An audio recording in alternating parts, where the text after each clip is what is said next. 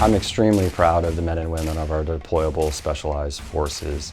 They're critical thinkers, they're highly dedicated to physical fitness and solving complex challenges. People sometimes don't understand that even though we're Coast Guard and we're seen as part of the Department of Homeland Security, many times we're often deployed in support of the Department of War.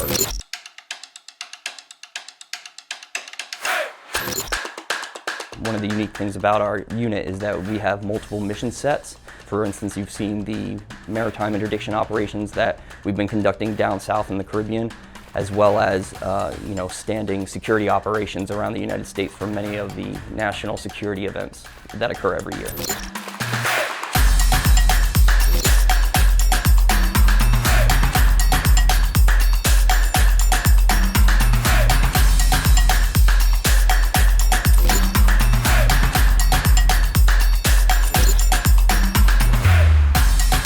We're doing things all over the world right now. We are the go-to force for the U.S. Coast Guard. When you need a law enforcement, high-end law enforcement team to pick up and move immediately within 24 hours, we're the unit that you reach out to, and we're the ones that make it happen.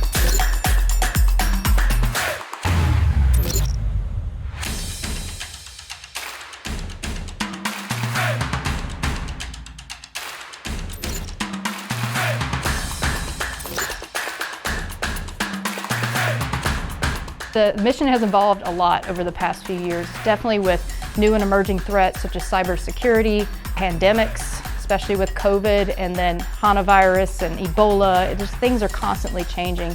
Technology, AI, nuclear type threats, as well as national security type events. It's definitely an evolution of what we originally were brought on board to do as environmental response. It's much, much bigger now.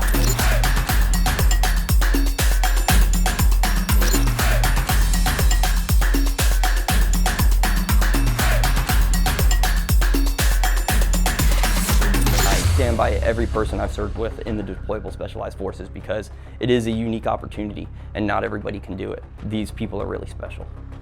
We're conducting life-threatening missions where we have to take it seriously and be ready and have to put our full focus into completing the mission safely and successfully. So part of that readiness is maintaining a really robust training plan. Each individual has to maintain certain levels of qualifications and certifications that are recognized across federal agencies as well as the Coast Guard. So it's a constant training process and we're always ready to go. That training is what ultimately is going to save your life or somebody around you. We had a record year for the Coast Guard and our deployable specialized forces in drug interdictions, seizing over 510,000 pounds of cocaine in the transit zone, which equates to 193 million potentially lethal doses that we were able to keep off the streets of America. Regardless if you're at a tactical law enforcement team, maritime safety and security team, the maritime security response team, the National Strike Force, the port security units, any armed like DSF units, it's a huge family. The coordination between the agencies and the units throughout the mission is absolutely pivotal.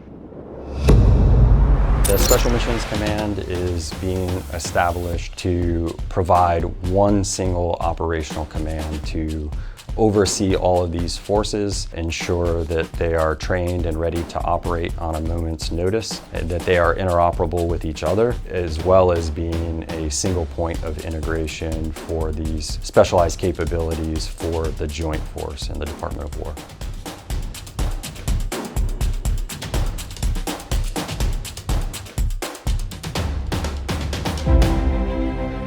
The men and women of this community are extremely dedicated to their teammates, they're extremely dedicated to the mission and to our country. I've been in the Coast Guard 20 years and I've never regretted a day in my life of serving the Coast Guard and serving the United States. So I'm very proud of where I am and I'm very proud of the people that are around me.